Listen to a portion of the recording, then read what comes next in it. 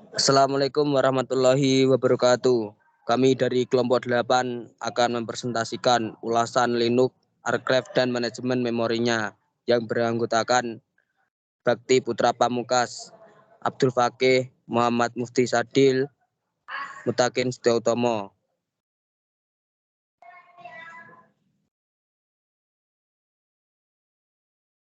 Untuk pembahasan A. Implementasi penginstalan Linux R. Linux R adalah distro Linux independen yang dikembangkan oleh komunitas pengembangan yang terbuka dan berdedikasi. Linux R memiliki struktur organisasi yang unik dan fleksibel, di mana pengguna dapat mengontrol setiap aspek dari sistem operasi mereka. Linux R merupakan sistem manajemen paket Pacman yang kuat dan mudah digunakan untuk menginstal dan mengelola perangkat lunak. Dan ini adalah contoh gambar.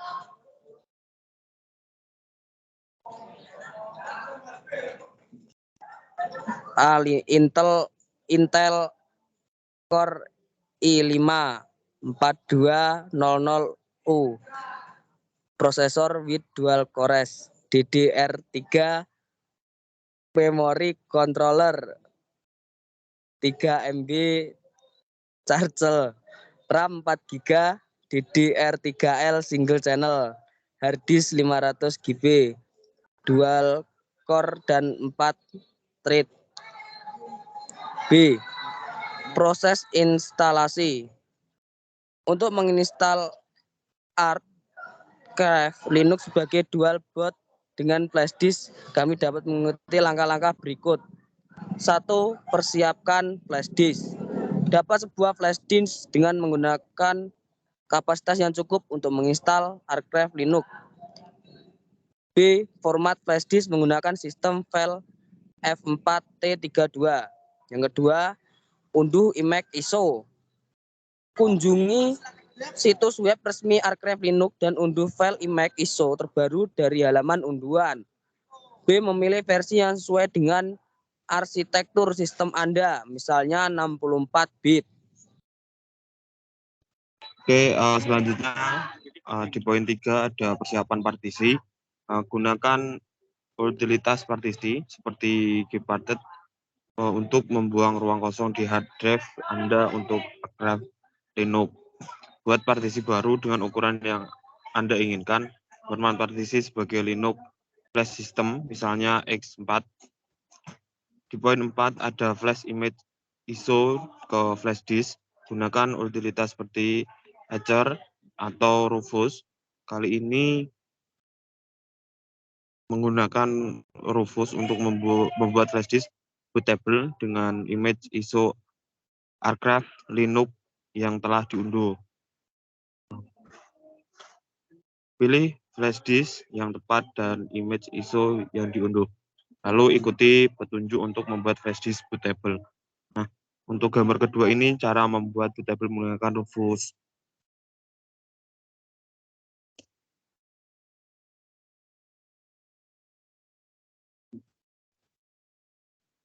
Selanjutnya di poin 5 ada boot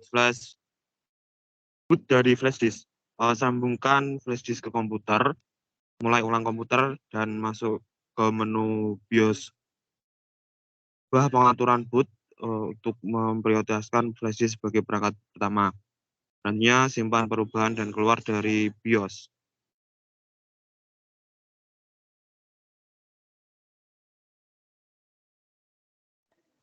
Baik, saya akan teruskan.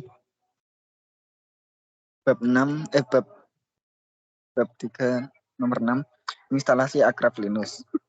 Komputer sekarang akan boot dari flash disk dan akan memasuki proses instalasi Archive Linux. Ikuti langkah-langkah yang diberikan dalam instalator untuk menginstal sistem operasi.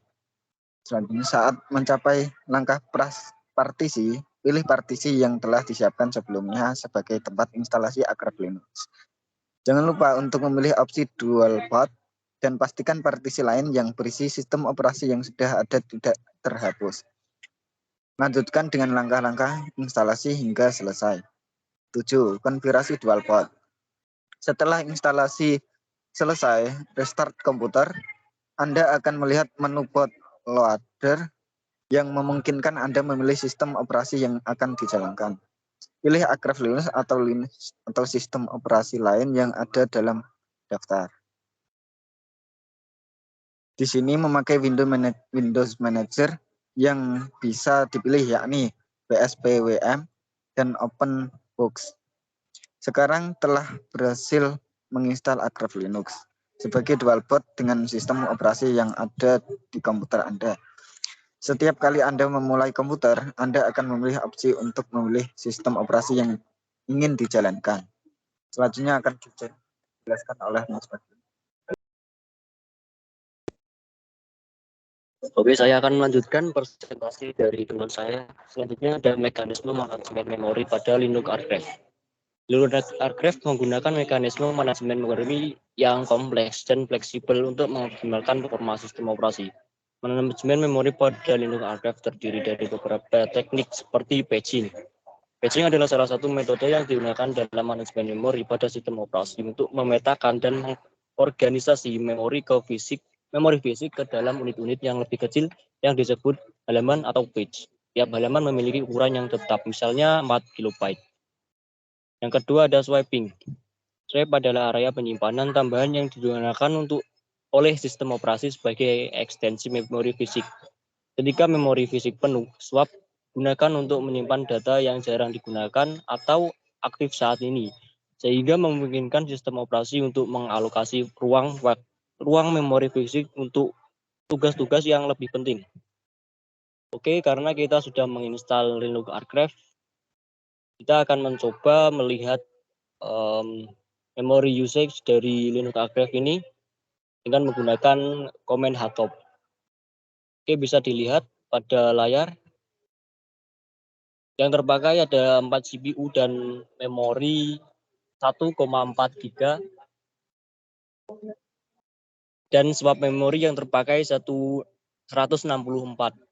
Ini dikarenakan sudah adanya banyak tugas yang sudah terpakai dalam sistem operasi ini. Sehingga swap memori sudah digunakan pada sistem operasi ini. Yang ketiga ada memory allocation. Alokasi memori dalam manajemen memori adalah proses penugasan dan pengorganisasi memori fisik kepada proses atau program yang sedang berjalan. Yang keempat ada memory fragmentation. Memory fragmentation dalam manajemen memori merujuk pada fenomena di mana ruang memori bebas menjadi fragmentasi menjadi blok-blok yang tidak kontigu sehingga waktu akibat alokasi dan dealokasi memori oleh proses atau program. Hal ini dapat terjadi baik pada memori fisik atau RAM maupun pada sistem memori virtual.